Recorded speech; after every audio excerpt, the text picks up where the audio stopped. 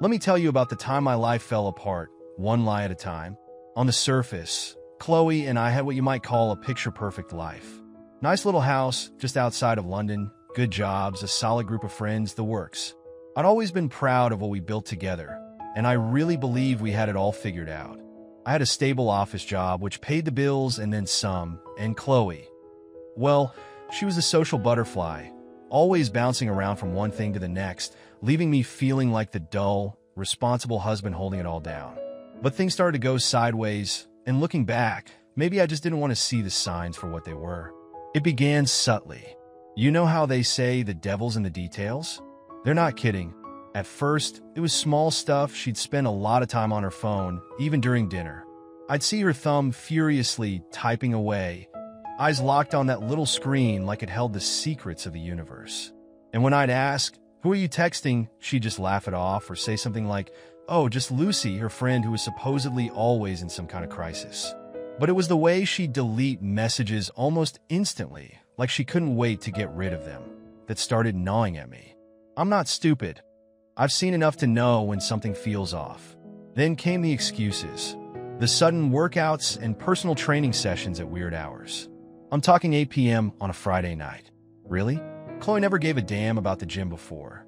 But now, she's working on her fitness like she's training for a marathon. And let's not forget the girls' nights out. One night she'd tell me she was out for cocktails with Lucy and some other friends, but whenever I asked about it afterward, it was always the same vague story. Oh, it was just the usual, nothing special. And Lucy? Don't even get me started. The supposed best friend, who never seems to be around whenever I try to reach her or plan a double date. Convenient, huh? It all started coming together like puzzle pieces I didn't want to fit. One night, I overheard her talking on the phone, whispering like she didn't want anyone to hear. Her voice had this tone to it, soft, intimate, almost like she was talking to a lover. When I walked into the room, she nearly dropped her phone, said something like, "I'll call you back later," and hung up, looking like a kid caught stealing from the cookie jar. "Who was that?" I asked. She rolled her eyes and said, "Just Lucy again. God, you're always so paranoid." Paranoid. Yeah, that's the word she kept throwing at me, making me feel like I was the one losing my mind. I tried to talk myself down, tried to remind myself we were just going through a rough patch, that maybe I was being overly suspicious. But those moments kept piling up, and they were hard to ignore. Our friends Simon and Alice noticed too. I could see it in their eyes when Chloe would disappear from a party or a social gathering early. She'd always come up with some excuse. "I'm tired, I've got a headache." Or my personal favorite, "I've got an early start tomorrow." Simon and Alice, bless them, would shoot me these looks like they were asking, "Is everything okay?" And I would nod, plaster on a smile, and say, "Yeah, she's just tired." What else could I say? Still, there was something eating away at me, a kind of restless anxiety that wouldn't let me sleep at night. I'd lie awake, staring at the ceiling, replaying every weird thing Chloe did over and over. The night she came back home wearing perfume she never wore before, the time she seemed almost giddy, like she had a secret she couldn't wait to keep. And when I tried to get close to her, like plan a date night, cook dinner, maybe get a bit of that spark back, she'd brush me off. One night I lit some candles, made her favorite pasta dish, and put on the album that played on our first date. All I got was an eye roll and a quick peck on the cheek. "Not tonight, James. I'm really not in the mood," she'd say, like it was a chore to even acknowledge me. Eventually, I had to tell someone, or I was going to lose my damn mind. So I called up Tom, my best mate since high school. We met at our usual spot, a quiet pub a few blocks away, and I laid it all out for him. The messages, the late nights, the workouts. I expected him to freak out, tell me that I was right to be worried, that she was clearly cheating. But instead, he just nodded and said, "Mate, maybe she's just going through something. You know how relationships can be. A rough patch doesn't mean the end." I could see he was trying to help, trying to play peacemaker, but it didn't stop the growing pit in my stomach. After that night, I knew I had to get to the bottom of whatever the hell was going on. I mean, yeah, maybe I was overthinking it. Maybe she really was just working on herself, hanging out with friends. But the idea that Chloe was hiding something from me, it wouldn't let go. So I decided to start paying closer attention, to put the pieces together. Every time she'd go out, I'd check the time. Every time she came back late, I'd try to smell her clothes, looking for traces of perfume or booze or whatever else might be there. Every time she'd leave her phone unattended for just a second, I'd stare at it, my fingers itching to unlock it and find out what she was hiding. And so began my descent into suspicion, doubt, and eventually betrayal. This was just the start of it, and believe me, things only got darker from here. I couldn't keep living in this limbo of suspicion and denial. I had to know what was going on, and Chloe sure as hell wasn't going to tell me herself. I was constantly on edge, every small action of hers an accusation hanging in the air. But I had no proof. Nothing I could confront her with that wouldn't just bounce off her ironclad excuses. I knew I had to get clever, think outside the box. One evening, as she was getting ready for one of her gym sessions, I caught a break. She left her laptop open on the kitchen table while she hopped in the shower. It was now or never. My hands were trembling as I sat down and opened the lid, but my curiosity far outweighed my guilt. I wasn't snooping, I was looking for answers. That's what I told myself. Anyway, I started scanning through her email, then her messages, but there was nothing obvious. Until I opened her calendar. There were all these weird entries, cryptic abbreviations, little symbols that didn't make any sense, like TNCBD, and sometimes just a single heart or star emoji. They weren't marked as work meetings or any normal plans. I'd click on the entry, and all it would say is busy. Busy doing what? But these entries lined up with the nights she'd disappear. There was a whole code like something out of a spy movie. It wasn't like Chloe to use her laptop for much outside of work, so I knew this was where she was hiding her secrets. I started Googling some of the terms, but nothing came up that made sense. No results, just dead ends. And that's when I knew these weren't normal plans. They were codes for something far more twisted, something she didn't want me or anyone else to understand. But how was I supposed to crack it? I spent the next few nights playing detective, trying to piece together her movements, her appointments, the patterns in her behavior. But all that got me was more confusion and more anger. It was driving me mad, like trying to do a puzzle when half the pieces were missing. So when she told me one Friday night that she'd be going out with the girls for a drink, I decided I'd had enough of the guessing games. I was going to follow her plain and simple. I knew it was desperate, but desperate was all I had left. That night, she got all dolled up, hair perfectly curled, makeup on point, a black dress that clung to her figure like a second skin. I watched her preen in the mirror, watched her adjust the dress to make sure just the right amount of skin showed. "You sure you're just meeting Lucy?" I asked, trying to sound casual, but my voice cracked with the strain. She smirked at me in the mirror. Of course, who else would I be meeting? She grabbed her purse, blew me a quick kiss, and was out the door before I could respond. I waited a good 15 minutes before grabbing my car keys. I didn't know where I was going exactly, but I had a hunch. I kept a safe distance behind her, following her little black hatchback through the narrow London streets until we reached an area I didn't know, some fancy neighborhood filled with mansions. Not the kind of place you'd go for drinks with the girls.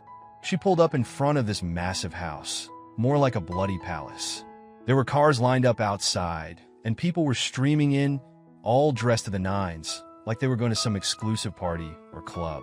I parked a bit further away, close enough to see, but far enough not to be noticed. I couldn't believe what I was seeing. Chloe stepped out of her car and joined the crowd heading towards the house. And she wasn't just going to a bar. This was something else entirely. The men were in sleek suits, and the women, well, let's just say they weren't leaving much to the imagination. Chloe fit right in, walking confidently like she belonged, like she'd been here 100 times before. My heart was pounding as I sat in the car, frozen. What the hell was going on? My wife was waltzing into some exclusive mansion party dress like I couldn't even find the words. But I had to know more. So I got out of the car, my nerves a twisted mess, and made my way to the house. I couldn't just walk in. Hell, I wasn't even dressed for it.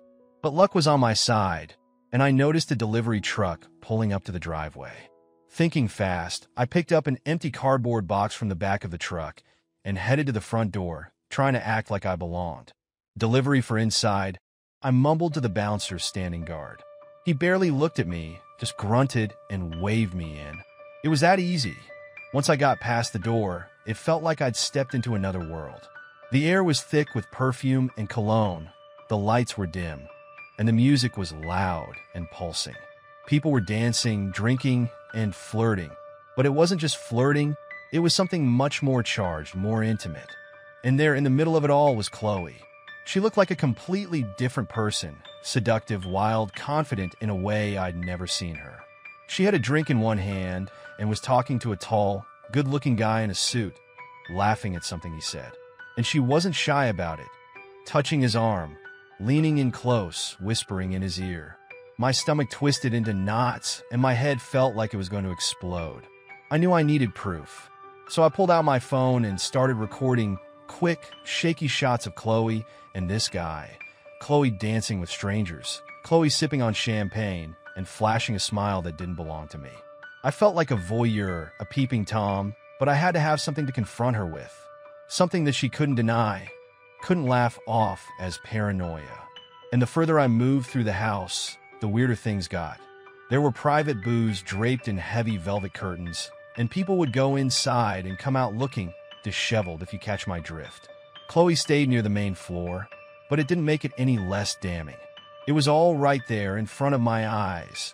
The proof that my marriage was a lie, that my wife had been living a double life. I stayed as long as I could bear, and then I got the hell out of there. I didn't know what to think, what to do. It was all too much. The betrayal, the lies, the fact that Chloe was willing to throw away everything we'd built for. What? Cheap thrills? A few drinks and some dirty dancing with strangers? I got home that night and just sat on the couch, staring at the floor, replaying the footage over and over. I felt like the ground had been ripped out from under me, like everything I knew was crumbling. How was I supposed to confront her? What could I even say? All I knew was that nothing would ever be the same again. And whatever happened next, it wasn't going to be pretty. The next day felt like a waking nightmare. I hardly slept that night. How could I? Every time I closed my eyes, all I could see was Chloe, flirting, dancing, dressed like someone I didn't know. When I finally did manage to get some shut-eye, it was a fitful, angry kind of sleep, the kind where you wake up more exhausted than when you went to bed. And I'd wake up hoping it was all a bad dream. But reality would slam back into me like a freight train. I spent the entire morning hunched over my phone, replaying the footage I'd taken the night before. I analyzed every detail. The way she laughed, the way she touched that guy's arm, the carefree look on her face. It made me sick to my stomach, but I couldn't stop watching like a masochist picking at a wound.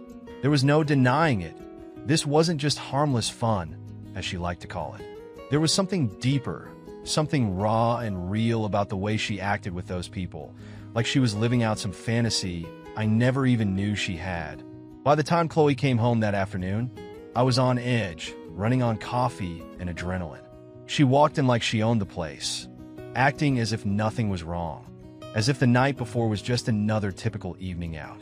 She dropped her purse on the floor, kicked off her shoes, and shot me that casual smile that used to make my heart flutter. Now it just made my blood boil. "Hey babe," she said, heading straight for the kitchen. "You want me to make us some lunch?" I couldn't help but stare at her, trying to read her face, searching for any sign of guilt or remorse. But she was good. Too good. I couldn't tell if she was pretending or if she genuinely didn't give a damn. I followed her into the kitchen, trying to keep my voice steady. "So, how was last night? You have fun with Lucy and the girls?" Her back stiffened for just a second. A split second I wouldn't have noticed if I wasn't staring so hard. She turned to face me, that same smile plastered across her face. "Yeah, it was fun. We just had a few drinks, caught up, nothing too wild." I felt my fists clench involuntarily. She was going to lie straight to my face after everything. Really? Just a few drinks, huh? She cocked her head, looking at me like I was speaking a foreign language. "Yeah, what's with the third degree, James? Just seems interesting, that's all," I said, trying to keep the bile down. "Especially considering where you really went last night." Her eyes narrowed, and she quickly looked down at her phone, her fingers scrolling through messages as if to avoid making eye contact. "What are you talking about?" I couldn't hold it in anymore. I pulled out my phone, my hands shaking, and hit play on the video. The audio wasn't great, but it didn't need to be. There she was, front and center, laughing, flirting, dancing with strangers in that goddamn mansion. Her face went white as soon as she saw it. and she dropped her phone onto the countertop with a clatter. "James, what is this?" she stammered, trying to sound shocked, but I could see the panic behind her eyes. She was like a cornered animal, looking for a way out. "You tell me," I said, my voice low, trying to keep the rage in check. "You said you were with Lucy, but you ended up at some party, dressed like that, doing whatever it is you were doing. So, what the hell is going on?" She grabbed the phone from my hands, trying to stop the video, but I yanked it back. "James, please, it's not what it looks like, I swear. It was just an experiment, okay? Harmless flirting, that's all. I was just having a bit of fun, trying something new. It doesn't mean anything." "Harmless flirting?" I said, my voice dripping with sarcasm. "Yeah, 'cause it sure looked harmless to me. Hanging out in some mansion with strangers. Touching that guy like you couldn't wait to rip his clothes off. Harmless, right?" She took a step back, tears welling in her eyes, but I wasn't buying it. She always did this, turn on the waterworks to make herself the victim, to make me feel like the bad guy. I don't know what to say. "I'm sorry. Okay, it was a mistake." "A mistake?" I shouted, unable to hold back anymore. "This wasn't a one-time thing, Chloe. You planned this. You've been going to these parties for God knows how long, and you lied to my face about it. What the hell happened to us? Why would you do this?" Chloe wiped her tears away, her expression hardening. "Maybe because our marriage is boring, James. Maybe because you're boring. I needed something exciting, something that made me feel alive. You think I wanted things to get like this? You think I enjoy sneaking around? So, this is my fault? You're blaming me for your sneaky little sex parties?" She threw her hands up in frustration. "I didn't want to hurt you, but I needed something more. Everything with us, it's so routine. We wake up, we go to work, we come home, we watch TV. It's like living the same day over and over again. I didn't ask for this life, James, it just happened." "Right, so your idea of excitement is getting half-naked with strangers and lying to your husband about it?" "It was Lucy's idea," she shot back defensively. "She took me to one of those parties, just to see what it was like. She said it would help me loosen up, help me relax. I didn't know it would go this far." "Don't you dare put this on Lucy," I said, my voice trembling with rage. "You made the choice to lie. You made the choice to cheat. And now you're trying to act like this is all some accident. God, James, can't you see? This was never about hurting you. I felt trapped, like I was drowning in this life we built, and I didn't know how to save myself." We stood there in the kitchen, just staring at each other, the silence like a ticking time bomb between us. I didn't know what to say, how to make sense of anything. Everything felt so surreal, like I was watching my own life fall apart from a distance. All the years we'd spent together, the love, the trust, it all seemed like some sick joke. "Do you even love me?" I asked finally, my voice barely above a whisper. She hesitated, looking away. I do, but I don't know if it's the same kind of love anymore." I felt like the wind had been knocked out of me. All those years, all the memories, and for what? So she could chase some twisted idea of excitement at my expense? After Chloe stormed out of the kitchen, I just stood there, feeling like my world had caved in. I picked up my phone and called my sister, Anna. She'd always been my rock, the one person who knew how to make sense of everything. When I told her what happened, she didn't gasp or curse or judge. She just listened, let me spill my guts out, every raw, painful detail. "James," she said softly after I'd finished, "you're going through hell right now, and I can't pretend to know how you feel. But you need to take a step back, breathe, and figure out what you want. Don't let Chloe's bullshit make you forget who you are. You deserve better than this." She was right. I needed to think, to get my head straight before I made any rash decisions. But how the hell was I supposed to figure out what I wanted when my whole life felt like it had been turned upside down? By the time I got over the initial shock and heartbreak, something darker started creeping in. Anger. A rage so thick and overwhelming that I couldn't think straight. Every time I closed my eyes, I saw Chloe with those people at the party, saw the way she laughed and danced like I didn't even exist. It wasn't enough that she cheated on me, that she broke my trust. No, she had to play the victim, make it all my fault. And you know what? I couldn't let that slide. Not anymore. It was a few nights later when the idea came to me. I was sitting alone in my living room, nursing a bottle of whiskey and staring at my phone, replaying that cursed footage for the 100th time. Each time I watched it, my blood boiled hotter, and I felt more and more powerless. That's when it hit me. Maybe I couldn't stop what she did, but I sure as hell could make her pay for it. She wasn't going to get away with turning my life upside down. So I called up Simon. Simon was the guy you called when you needed something done, the guy who always knew a way around things, especially online. If anyone could help me make Chloe regret every one of her choices, it was him. I told him we needed to meet, that it was urgent, and he agreed to swing by my place that night. When he arrived, he took one look at me, unkempt, angry, and holding back tears, and knew something serious was up. "What the hell's going on, mate?" he asked, sitting down on my couch and giving me that look like he was bracing himself for some bad news. And then I told him everything. All of it. From Chloe's lies to the party, to the footage I had on my phone. I laid it out bare, like a man confessing his sins, but all I could feel was the anger burning hotter with every word. Simon sat there quietly for a moment, taking it all in. "James, mate, that's messed up, but what are you planning to do with all this?" I clenched my jaw, trying to keep the words from spilling out too forcefully. "I want to expose her. I want everyone to see what she's been doing. Make sure she can't hide behind her lies anymore." He shook his head, clearly conflicted. "I get it, I do. She deserves to pay for what she did to you, no question. But putting that video out there? That's serious, man. Once you put it on the internet, you can't take it back. It could destroy her." "That's the point," I said, almost snarling. "She destroyed our marriage, our lives. I don't want her to walk away clean from this. I want her to feel what I felt. She deserves to be humiliated." Simon leaned back, running his hand through his hair, clearly torn. "James, this is revenge, plain and simple. You're hurting, and I get it. But think about what you're doing. This could get really messy. For you too." I knew he was right, at least on some level. But that part of me, the part that was hurt and betrayed, couldn't be reasoned with. I'd spent too much time being the nice guy, the understanding husband. Not anymore. I've already made up my mind, Simon. You said you'd help me if I needed you. Well, I need you now. Are you in or not? Simon let out a long sigh and nodded, though I could see the reluctance in his eyes. "Alricht, Mann, I'm in. But just remember, you asked for this." Over the next few days, Simon and I got to work. We sat at my kitchen table for hours, going through every second of footage I'd recorded, picking out the most damning clips of Chloe, her dancing with those guys, the way she'd lean in and whisper to them, the looks they'd give her. We edited it together, cutting the video into short, sharp moments that left nothing to the imagination.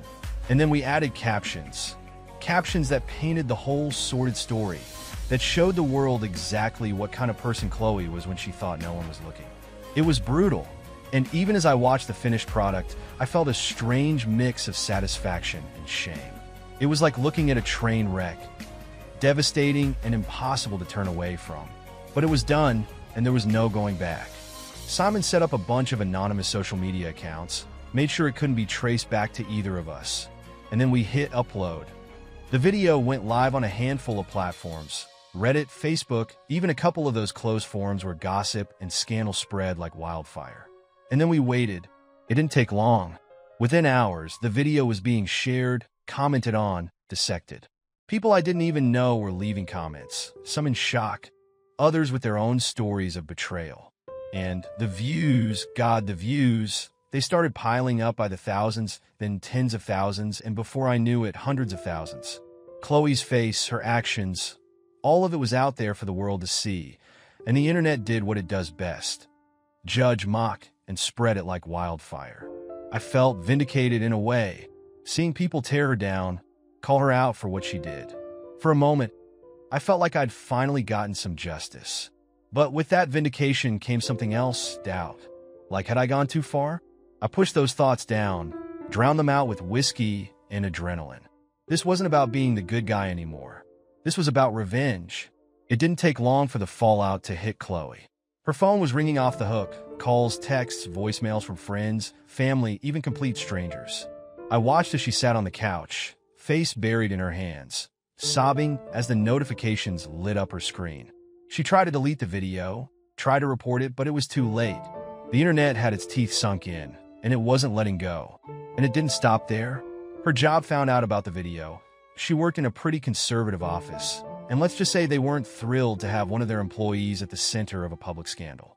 She lost it one night, yelling at me, her voice cracking with desperation.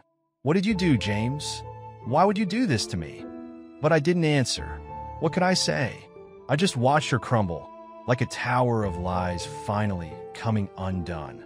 The whole thing started spilling over into my own life, too. One of my coworkers, Richard, pulled me aside one day at the office, giving me this look like he knew everything. "James, listen," he said quietly. "I heard about what's going on. I'm sorry you're going through this, mate. But you got to be careful. Doing stuff like this, putting it out there, it's not just about her anymore. It could backfire. Legally, professionally, personally."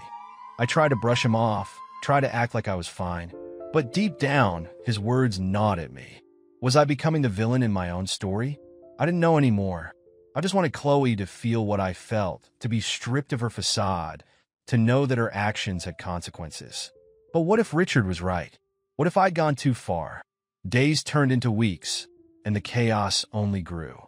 Chloe became a shell of herself, haunted, desperate, trying to claw back any semblance of control over her life.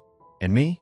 I watched it all unfold, caught between a sick satisfaction and the creeping dread that maybe, just maybe, this revenge had cost me more than I ever anticipated. It didn't take long for the fallout to reach its inevitable conclusion: divorce. Chloe was furious, and to be honest, she had every reason to be. The video exposed more than just her infidelity. It laid bare everything she'd been trying to hide, and it ruined her. But I won't pretend it was all black and white. In a way, we ruined each other. And when she finally served me with divorce papers, accusing me of emotional abuse and ruining her reputation, I knew we were beyond saving. We were going to war. The arguments that followed were some of the ugliest moments of my life. All that anger, all that resentment that had been festering for years came spilling out like poison. There were no boundaries anymore, no rules of civility. We fought over everything. Our home, the money in our accounts, even Max, our Labrador who'd been with us since our second anniversary. Chloe fought dirty, and I was right there with her.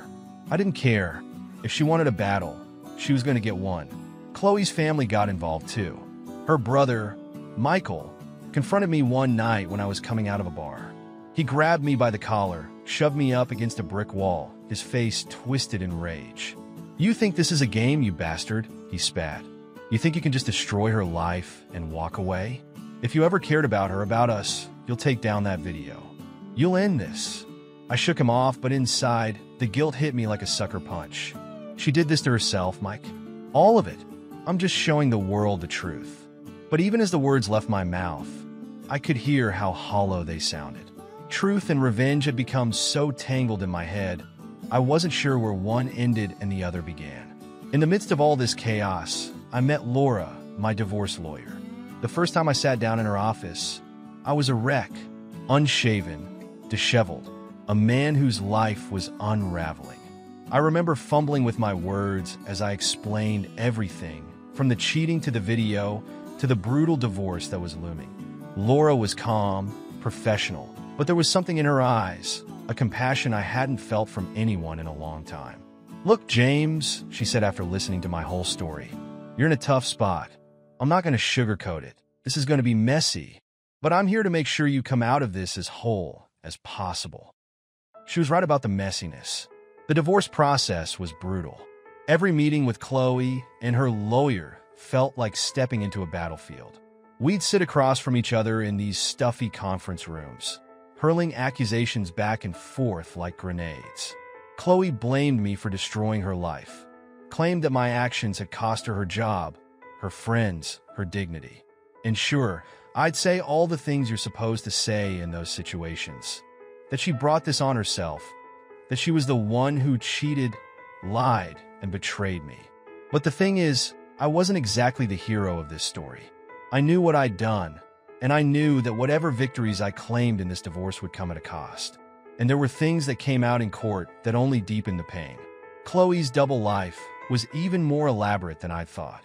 It wasn't just a one-off party or a desperate search for excitement. She'd been seeing other men for years, sometimes in secret clubs, sometimes right under my nose when I thought she was out for yoga or brunch with Lucy. It was like discovering a whole different person behind the woman I'd married, a stranger who wore my wife's face. The court proceedings dragged on for months, draining us both emotionally and financially. And yet, in a twisted way, I started to feel more like myself again. Each step I took toward breaking away from Chloe felt like a step toward freedom. And through it all, Laura was by my side, fierce, determined, and always willing to listen. We spent hours together, poring over legal documents, preparing strategies, and sometimes just talking.